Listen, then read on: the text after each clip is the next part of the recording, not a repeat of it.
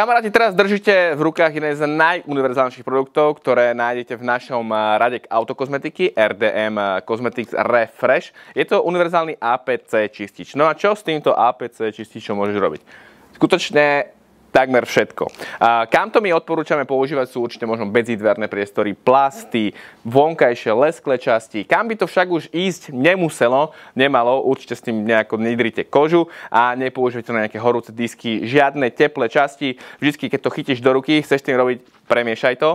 Potom si zober najlepšie do ruky mikrovlákno, otvoríš si rozprašku, nástriekáš na ňu, môžeš na povrch, vieš si s tým doladiť nejaké veci, nie je to detailer, je to čistič a otvoríš napríklad po umytí autička medzidverný priestor, chceš ho doladiť.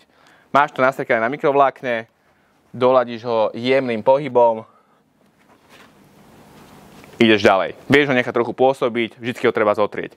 Vieš s tým rovnako prejsť aj iné časti, tu máme napríklad karbon. Môžem použiť refresh na karbon? Môžem použiť refresh na karbon. Pretože sa nič tomu samozrejme nestane.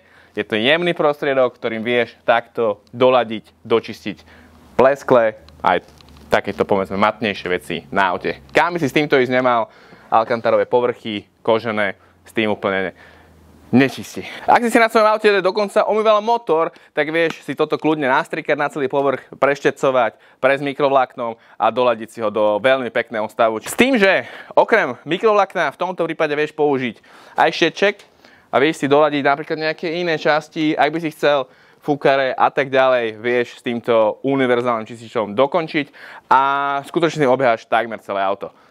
Ďakujeme za kúpu, verím, že dobre poslúži, nezabudaj označovať, nerob na slnku, užívaj našu kozmetiku. Čau.